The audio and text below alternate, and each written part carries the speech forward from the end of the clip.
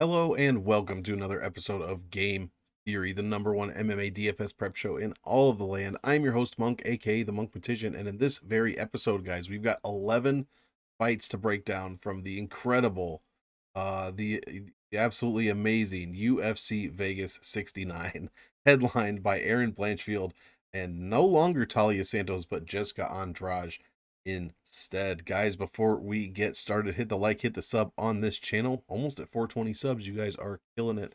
And also check out dfsarmy.com. Go over there, get yourself the VIP package. Use code MONK, M-O-N-K. Save yourself some money on that as well. And you can start winning a greater percent of your tournaments today, right now. Guys, the Super Bowl's over, but there are still sports happening in case you didn't know. So get on over, dfsarmy.com. Use code MONK, M-O-N-K. Start winning some tournaments today. Other than that, guys, I got nothing else. Let's get right in to the first fight of UFC Vegas 69. This one's going to be Jamal Pretty Boy Emmers going against newcomer Hussein Askhabov. He fought on the DWCS. Don't know much about him. I have zero stats for him for the most part. 23-0, undefeated fighter. 16 of those 23 wins coming inside the distance. Let's check out his strength of schedule because that's the only stat I have on him. You want this number to be about 70. We're at 66, 64 strength of schedule in his last 5. Not great numbers, but not terrible compared to, most newcomers to the UFC. So I'd say it's about average, maybe a little better than average for a newcomer here. And that's pretty much all we have for Askhabov. Not fighting the best guys. I heard someone say, I don't even know who it was. I wish I could give credit. Might have actually been Clint from the Die Hard MMA podcast. If Jamal Emmers fought the same 23 guys because Hussein fought, he'd probably be 23-0 as well. I tend to agree with that. Jamal 18-6 professionally, lot of cage time, but overall only 3 fights in the UFC, totaling just over 10 minutes. Emmers is the underdog here, 7,900. He's the betting underdog, I believe, and the DraftKings underdog. 7,900 for Emmers this week. Generally scores pretty well, 3.78 points per minute when he won. Scored 108.61. That's a great number. 7,900, that's going to land you on the optimal. That's like 13.5x, maybe more. Gives up, in 2 losses, he's only given up an average of 70, just under 71. He lost to Giga Chikadze, in which he gave up, 51 points? That's it? My goodness. And then he lost to Pat Sabatini, who scored first round finish. So 90.4. That's not terrible. Sabatini landed 1 strike on him, no control time, no takedowns, and then got the submission. So didn't really do much in that other than finish the fight. Emmers' strength of schedule is fantastic. His 1 win was against a Vince Cachero, in which he put up that 108 points. Well over 1.5 points per minute in takedowns and control time. Probably going to have to target this one. To be honest, I like Jamal Emmers' scoring upside. Almost 4 points a minute is fantastic. He's also $300 under his average salary. Excuse me. And this is a great salary pair to play as well, the 79 and 800. We don't know what Hussein's going to do. Go ahead and do your fight tape on that one. But 23-0, we assume he has to have some kind of game. So I'm going to be playing both sides of this one. First fight of the night, a lot of people probably targeting that. So we're going to have to play the ownership game here. But I at least wanted to show you a couple of the stats. Here are my projections. Much lower for Askhabov, as you would imagine. Actually, he did not. Did he fight on Dana White? Yeah, it looks like he did. How come I have no numbers for him? Actually, no, he did not. Scratch that. It does not look like he fought on Dana White Contender Series at all. So, never mind. I have no stats for that guy. Next fight. AJ Fletcher. What do we do with this guy? 0-2 in the UFC, going against Temba Gorimbo. Gorimbo is fighting AJ Fletcher on, actually Fletcher's the one that's on short notice, I should say. Gorimbo's initial opponent fell off. I forget who it was. But AJ Fletcher, the 0-2 UFC fighter, is now stepping in. He is a big favorite, $9,100 over 7,100. Again, I have no UFC stats for Gorimbo. He is not no Dana White Contender Series fights, no nothing. Let's check out strength of schedule. It's even better than our previous fighter. Fantastic. 10-3 is Temba's pro record. His last 5 opponents are 55-22 with a 66.5 strength of schedule. It's not terrible, not great, but not terrible. Fletcher with losses over to Semmelsberger and Lusa. where he is scoring decent. He put up almost 65 points against Semmelsberger, averaging 51 points per loss. So this could be an interesting cash play for Mr. Fletcher here, scoring 3.5 points per minute, allowing 4.2 back at him. So his price is going to be a bit much for me personally. For GPPs, he's $1,500 over his average salary. It's about 1 point per minute in takedowns and control time. If I knew, you're gonna have to do your tape on Temba. If he looks bad, I'm gonna play a bunch of Fletcher probably because he's gonna, maybe he could. It could be a gimme for Fletcher here. To be honest, he could get his first UFC win, land a couple takedowns, maybe even finish the fight. He has 8 of his 9 wins are by finish. Yet to find one, obviously, in the UFC, as he is just 0-2. Gorimbo is 32 years old, making his UFC debut. Do your fight tape on Temba here, because if you see something that you don't trust, I'd start thinking about putting AJ in your lineup. I know he's a bit expensive, but if he could get a finish with a couple of takedowns, that could score decently well. So, and then on the other side, if Gorimbo looks decent, you know, use that to your advantage because we've got Fletcher losing to Semmelsberger, losing to Lusa as a favorite. So, not the best start for Mr. Fletcher. Here are my projections. And yeah, really for these fights, it's really hard for me to pick because I'm not your basic YouTube capper. You know what I mean? I don't do tape study well as 99% of the people out there. That's for sure. That's not my claim. I'm just here to provide you with the DFS stats, help you make to pair with your tape study to make the best informed decisions as to your ownership, etc. Be sure to tune in later in the week. I will have my ownerships posted, and I'm sure on one of the shows I'm on we will go over it. Usually on the Friday show, I try to focus a lot more on ownership lately because that just makes it a little bit more interesting. So the pick for me is probably going to be Fletcher. I don't know how much I'm going to get to. I'm going to probably wait to see what ownership is and there. This card just keeps getting better and better. We've got OSP, Ovens St. Preux, going against Felipe Lins. Lins, a millionaire from the PFL, but not really translating over at the UFC, in which he's 1-2. $8,800 for Felipe Lins. How on earth could you pay that? 600 over his average, 2.5 points per minute, not even. What is going on here? Oh, fights. Why are all of his stats all messed up? That is quite interesting. I have to look. 2.5 points per minute. No, 1 point per minute in takedowns and control time. OSP though, I mean, the guy's got like 40,000 fights in his career. 7,400 here. In his last 5, he was only averaging 1.86 points a minute, 74 per win, giving up 88 per loss. There's nothing I like about this fight. To be honest, I feel like this one's going to go to decision. This is a light heavyweight fight.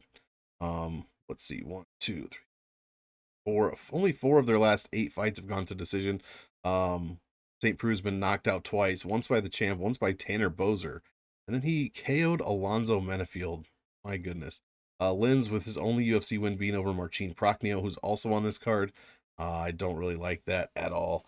This probably goes to decision. The winner probably scores like 6 points, and we shouldn't have to worry about this one. It's been 2 great weeks in a row for the 8,800. We had Sergey Spivak. We had Kledson Rodriguez. Both of those guys scored over 130 points in each of their respective UFC fights. Felipe Lin's probably not that guy. Probably not going to happen to OSP.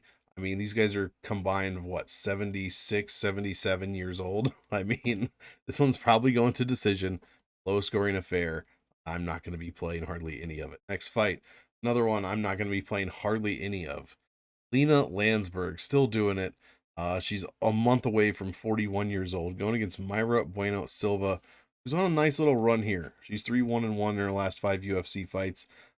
She's won 2 in a row against Wu Yanan and Stephanie Egger. She is also the most expensive fighter on the card. I think this makes, I'm going to say 2 in a row, but that is not true. 9,500 for Myra Bueno Silva. She scores 2 points a minute, 83 per win in her last 5. And in her career, it's 86 per win, and it's still 2 points a minute. She's $1,000 over her average salary. Average value, nothing to write home about per win at 9. Meanwhile, Lena Lansberg, I mean, in her last 5, 2 and 3, 81.25 per win. Opponents, yeah, I mean, they're only scoring 92 points against her. I'm going to take a look at something real quick. Please don't mind me. This is all back end stuff, but I just want to make sure my numbers are accurate because something's going on with my spreadsheet here. I'm getting a bunch of weird things happening. And the worst possible thing would be me giving you the wrong information. So I'm pretty sure I'm not doing that because these numbers look good for this fight. 2.5 points a minute for Lansberg as well. Like I said, 81 per win. She is $500 cheaper than her average salary. Allows a 1.5 per minute in takedowns and control time. Strength of schedule is going to be all Lansberg. He's lost to Carol Hossa, Penny Kyanzad, Sarah McMahon, beat Macy Kason back in 2019. Anya Evinger before that.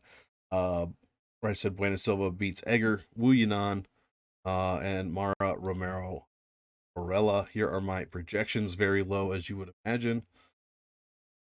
They actually both have the same round one finish win projection. That is interesting. Here's the thing. You can't trust Lena Lansberg at 6,700, and you certainly can't trust Myra Bueno Silva at 9,500. Give you what you need to make the optimal line. Sure, Myra Bueno Silva is probably good for cash, but where's her percentages here? 2 of her last 3 wins, she scored over 90. She has not put up 100 ever in the UFC. Yeah, 3 of her 4 UFC wins over 90 points. Never touched triple digits. At 9,500, you need 13x is like 123, 124. So you're going to need many more points than that. I don't see Myra Bueno Silva scoring that much on Lansberg. This one is a huge pass for me. I will have 0% of this fight here. Next fight, we've got Juan Camilo Ronderos. Mr. Ronderos going against Clayton Carpenter, newcomer Carpenter here. I'm on the Carpenter side, $9,300. Ronderos, $6,900 off of a 1.8 year layoff. So what's that, like I don't know how many months, 21, 22 months. I believe he was suspended for use of cocaine. That's right. You heard me. The one guy in the entire UFC, not that uses cocaine, because I'm sure a lot of them do. A lot of people in general do. But one of the only guys to get caught doing it. 2 points per minute is all Ronderos put up. His one UFC fight that lasted 2.5 minutes. We can't even look at these stats from Ronderos. They're absolutely terrible. His strength of schedule is actually better than Clayton Carpenter's, but not by much. His one loss was to David Dvorak at Flyweight. He got subbed, landed 11 strikes. Didn't do much other than that. Clayton Carpenter had a fight on Dana White Contender Series, 3.71 points per minute, 85.67 points per win. Must not have filled in a column that. Or we just have no wins in the UFC. Actually, that's coming up. So, yeah, Carpenter, where was I? 3.71 points a minute. 85 is what he would have scored in that Dana White Contender Series fight, allowing just 1.5 points per minute. There's only one side you could possibly be on for DraftKings here, and that's the Clayton Carpenter side. I won't, short of a miracle from Juan Camilo, I don't expect him to win or score well. So, long story short, give me Clayton Carpenter.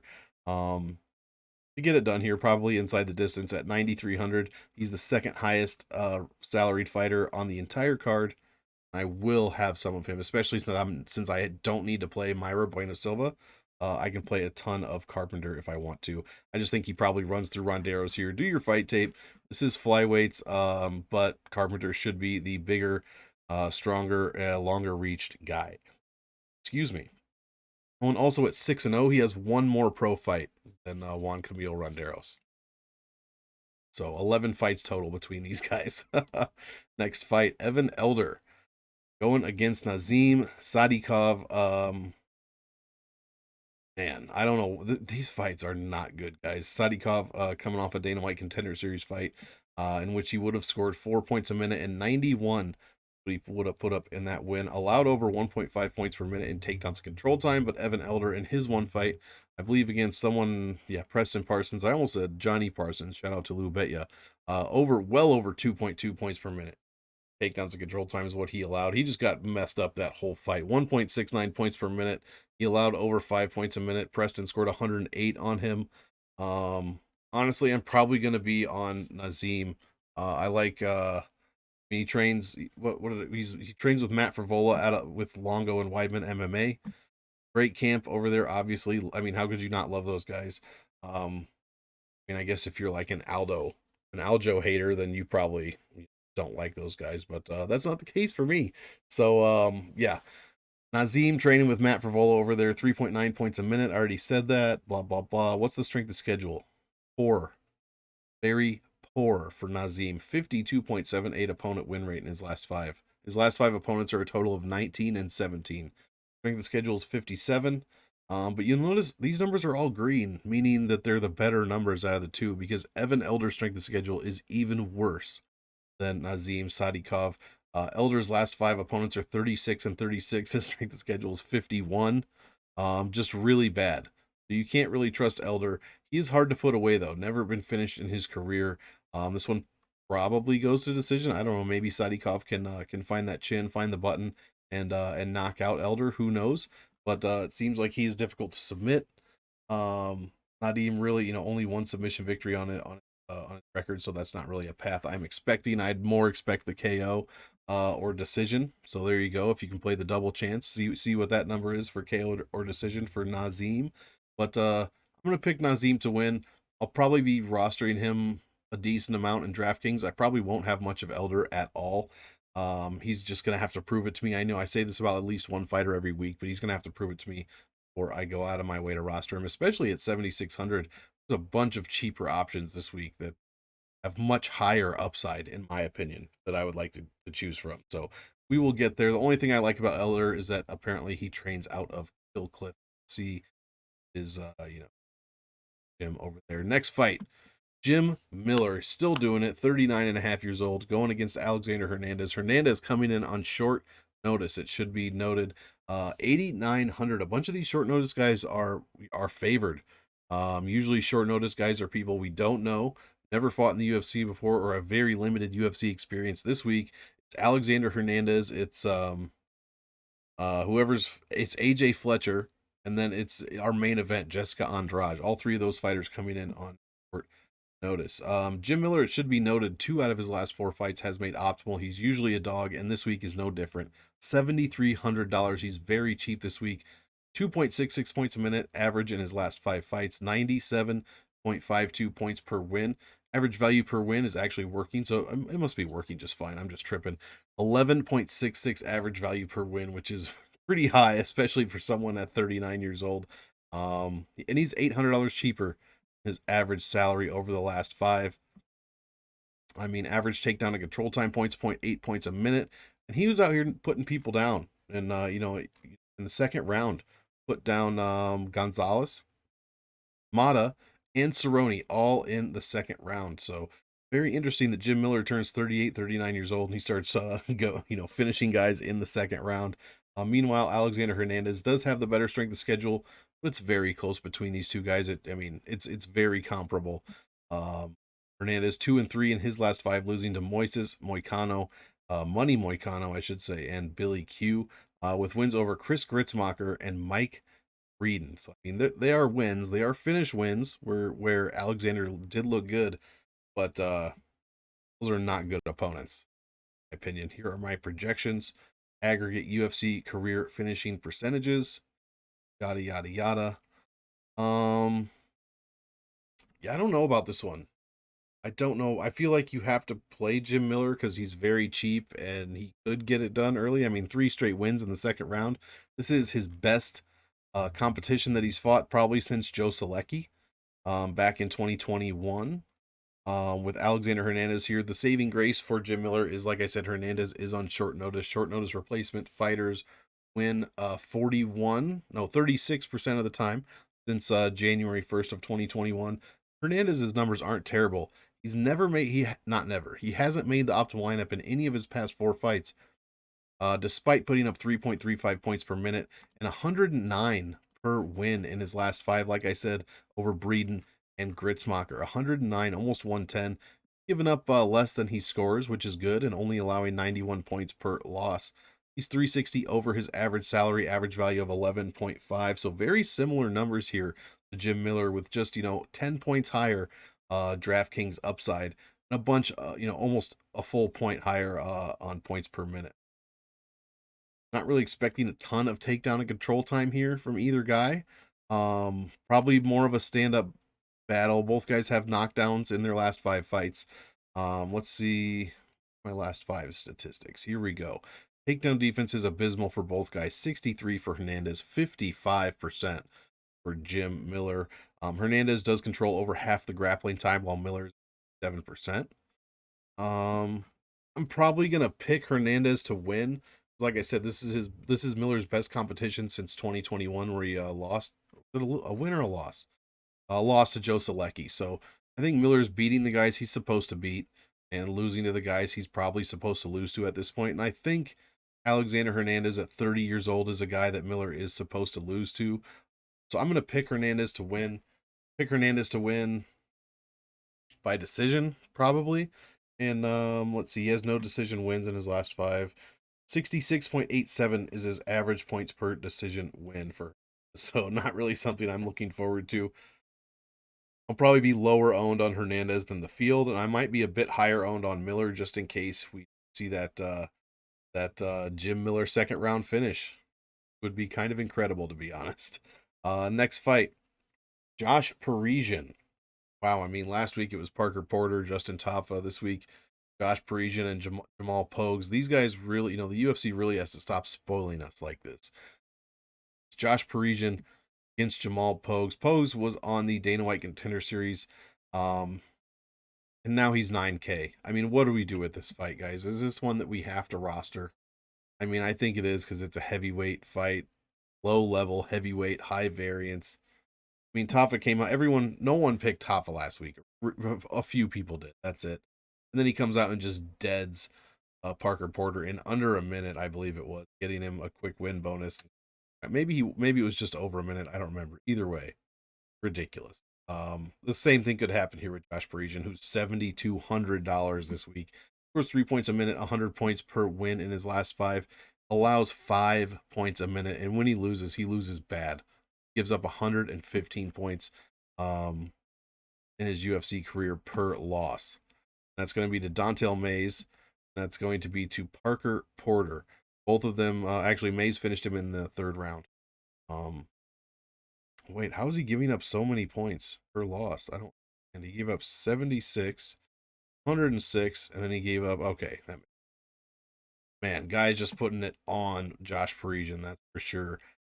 He gives up well over 1.5 points per minute in takedowns and control time. Jamal Pogues didn't show that. He showed only 1.87 points per minute, and 58 is what Pogues would have gotten in his win over Paulo Hanato Jr. 58 points. He landed 69 strikes, and that's all that happened. Here are my projections. This is a bad fight, guys. Bad fight. Parisian's only wins in the UFC are to Alan Badeau and Roque Martinez. Yeah. This is a slim pickings fight right here. I guess you might have to roster it because someone could get a finish. I guess. I mean, this is terrible. Absolutely terrible. Newcomers win at a 41% rate. I'm probably favoring Pogues here, but man, I'll probably be under on this fight. I just don't like it. I hope it goes to decision. I hope the winner scores like 50 points, so I don't have to worry about it. Next fight. William Knight, the Nightmare, Thick Willie, going against Marcin Prachnio. Oh, these fights are bad, guys. My goodness. $8,200 for William Knight. 2 points a minute, 92 per win. Gives up 3.6 and 95 per loss in his last 5. He is 240 over his average value of under 11. Not a good floor, not a great ceiling. Yeah.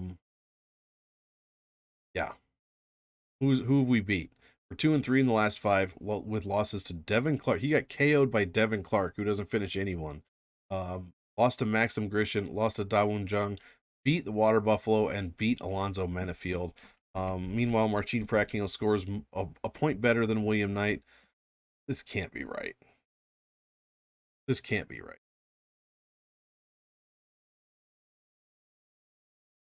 Felipe Lins lost to Felipe Lins. Okay, where's the win? Let's see. He KO'd Ike Villanueva. How is this right? Second round, which means he got 70. That should be 103. Right? 103? 103 plus 41 divided by 2 is not 46. Where is this number coming from? Something is off. We're seeing me try to work it out live. Wait, what is this? Why does this say 1.2? What is going on?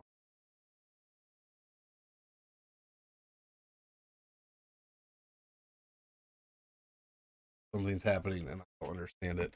3.24 points per minute. All these other numbers seem to be accurate though. I don't really understand why a couple numbers, something just must not be formatted correctly. Either way, I don't mean to talk to you about that. This fight is trash. Probably, I mean, Prachnio has been finished, what, 4 times in his career. 4 of his 6 pro wins have been KO TKOs. 4 of his 6 pro losses. 2 of his 3 UFC losses have been KO TKOs. He has one of the worst chins in the division, but William Knight is not far behind him as far as having bad chin. Let's check out our knockdown number. Williams knocked down 2 and been knocked down once. Marcin's knocked down 1 and been knocked down 4 times. Marcin's been knocked down 4 times in his UFC career. I mean, William Knight has 37% takedown defense. We're probably not going to see much of that from Prachnio, who has 0 takedowns in his last 5 fights. Let's see here. I mean, and a 58% takedown defense himself. The strength of schedule for Prachnio is terrible, with losses to Ankalaev, Rodriguez, and Philippe Lins, who's also on this card. Yeah, just very, very bad. Wish I knew. 10 points. Column. Anyway, we're gonna worry about that later. This fight's terrible. Taking place at 205. William Knight last weighed in, I believe, at 251. It looks like. Is that accurate? Against Devin Clark at heavyweight. He weighed in at 251. He's going back down to 205.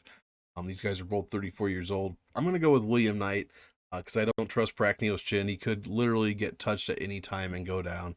So I think it's either Prachnio decision or William Knight by KO at literally any time. So I guess I'll have more William Knight rostered, but I'm not very happy about it. Speaking of having to roster guys and not being happy about it, next fight, second to last fight of the evening, the penultimate fight, UFC Vegas 69, Jordan Wright, Beverly Hills Ninja, going against Zach Pauga, the Ripper. Zach Pauga, 9,200. If you remember, this was a guy, I believe that they fought in the Tough House or something, heavyweights, and he lost to Muhammad Usman, got KO'd by Kamaru's brother in the second round. 2.32 points a minute is all he scored, and he gave up 85 points in that loss. Not much to write home about. Meanwhile, Jordan Wright is, I mean, the definition of kill or be killed fighter. Most of the time, it's be killed. I think he's only killed once. He's 1-4 in his last 5. Is that all? No, he's 2-4 in the UFC. 1-4 in his last 5. He's 7K this week. 5.51 points a minute. So the guy just comes out here throwing heat. 112 when he got that one win. He gives up 6 points a minute. Average points per loss out of his last 4 losses, 107 and a quarter. He is 460 under his average salary, but what are you gonna do? How can you trust this guy? Zach Pauga's probably gonna get the win.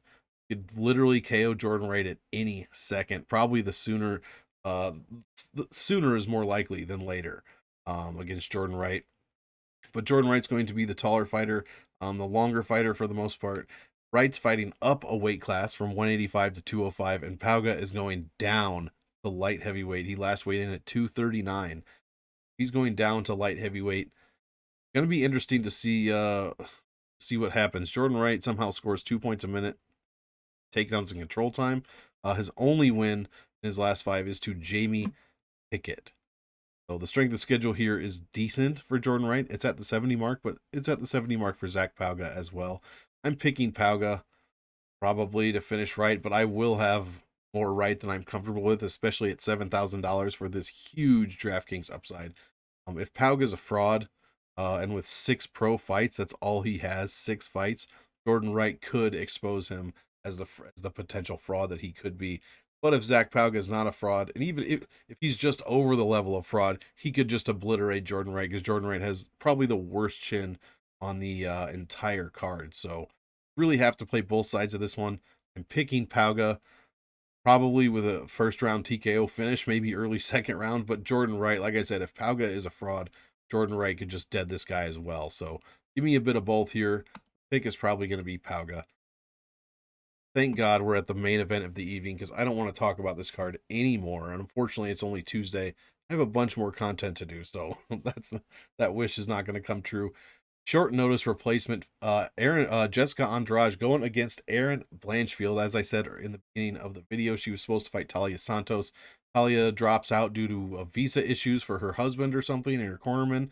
So in steps Jessica Andrade.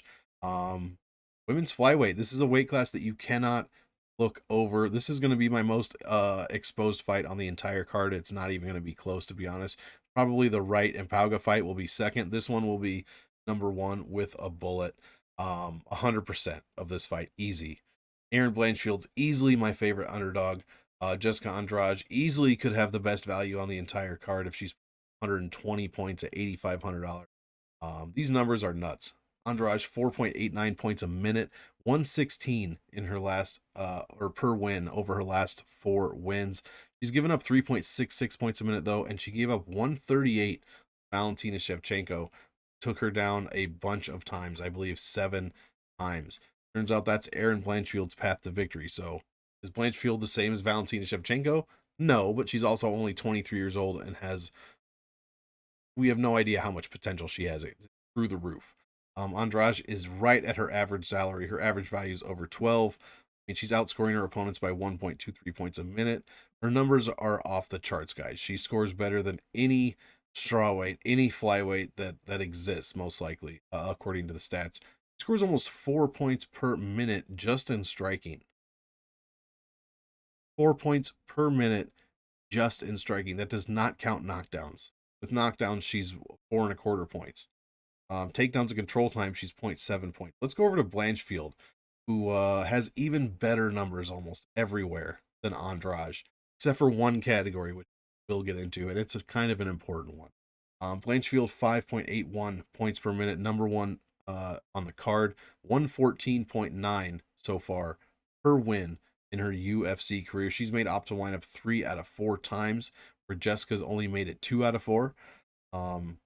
He allows Blanchfield 1.41 points per minute, outscoring her opponents by almost 4.5 points a minute. She's also $1,400 under her average salary with the second best average value per win on the card, 12.66.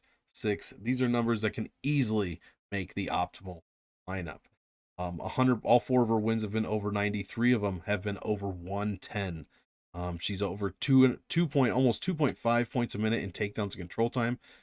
She also scores 3.36 points per minute just in striking. She's almost where Andrade is. It's the second best number on the entire card. And again, that does not count knockdowns, of which she has none, but still 3.36 points per minute just in Andrade's takedown defense in her last 5, 68%. So decent, but still sub 70. Meanwhile, Blanchfield's takedown accuracy is 68.75. My light is clicking for some reason. There's just things happening all over on this show, but we are going to push through.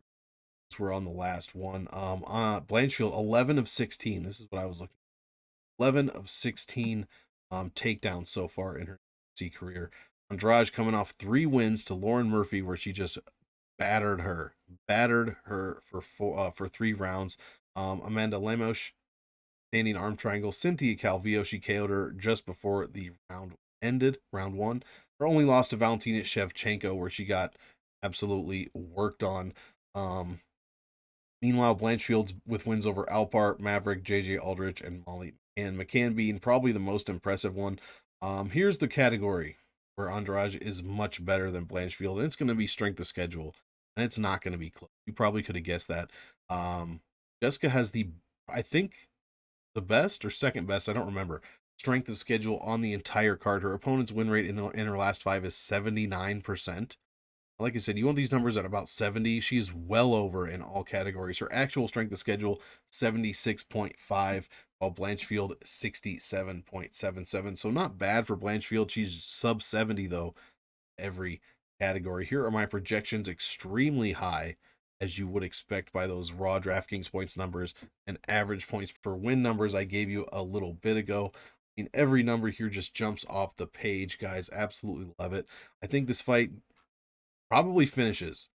It's either going to be a finish. I mean, this is so stupid to say out loud. It's either going to be Andrade finishing because Blanchfield is just a bit too inexperienced at just 23 years old, almost 24. Or it's going to be Blanchfield if she can start to land some takedowns early, really set the pace, and like go all Valentina on Jessica Andrade. It's going to be incredible.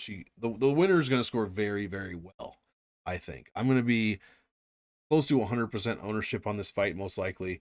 Probably more ownership on Blanchfield. I'm actually picking the dog to win here. I am just a Blanchfield stan, and I want to see her do. I want to see her do very well. I don't have anything against Andrade. I want to see Blanchfield win this fight.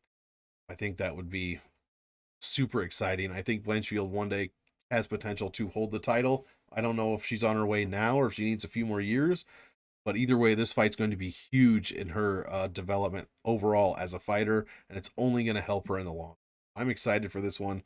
And if she, I mean, to me, there's no downside. If she loses to Jessica Andrade, so what? She's supposed to.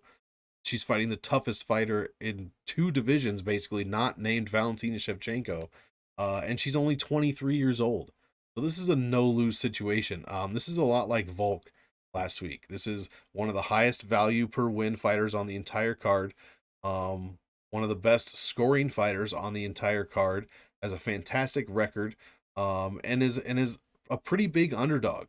So and has made optimal lineup in 3 of her 4 fights.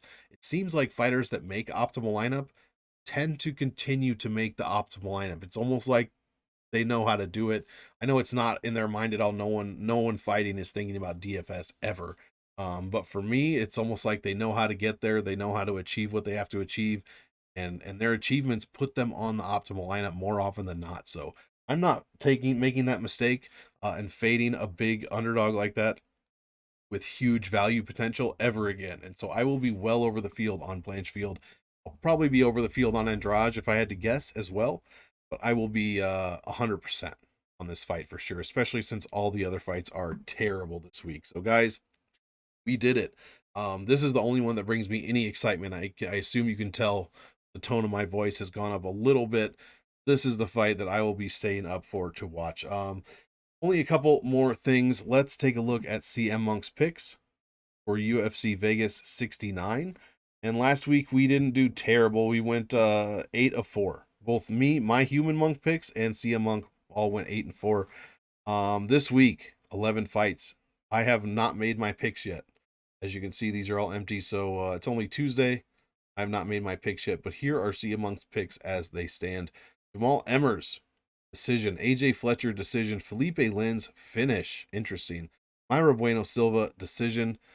Clayton Carpenter, finish.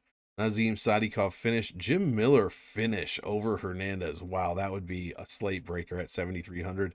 Jamal Pogues by finish. Interesting. William Knight by finish. Jordan Wright, underdog by finish. This would be a slate breaker right here if Jordan Wright wins by finish. And then M.O.N.K is with me with Erin Blanchfield by finish. Guys, count. We got 3 decisions here, and 1, 2, 3, 4, 5, 6, 7, 8 finishes. 7 of them are in a row. So M.O.N.K loves violence on this card. Just not the Silva fight, not the Fletcher fight, and not the Emmers fight. So other than that, he loves violence, and I tend to agree with him. Only one more thing to do, guys. Our Monk pick of the week, our most owned, no nonsense pick of the week. Last week for UFC 284, cashed in big time. We had Jack Della Maddalena. JDM, $9,200 was my most owned, no nonsense pick of the week. I told him he should be your most owned, no nonsense pick of the week as well. Not only did he score 100 and I think 608 points, something like that. Let's see, what did he score? 106.85, the second highest number overall on the entire card. But he also made the optimal lineup, so we were successful this week, guys. It should be no surprise. My most owned, no nonsense pick of the week, UFC Vegas 69. The Monk pick of the week is going to be underdog Erin Blanchfield. Her value is too crazy. Her DraftKings potential is too high for me to pass up, and the price is amazing for I mean, she's a dog. The salary Voodoo is fantastic on 77. There's so many things about this fight and this dog spot in general that I love. How could I not pick Erin Blanchfield? 5th win in the UFC, hopefully, over the insanely strong and talented Jessica Andrade. That's how we're going this week. Giving you the dog for the Monk pick of the week. Much like Blanchfield, it's a win-win, because if I lose that pick, I'm supposed to lose it. It's all good, baby. Once again, guys, check out dfsarmy.com. Use code MONK, M-O.N.K. Save yourself some money on a VIP membership. Start winning today.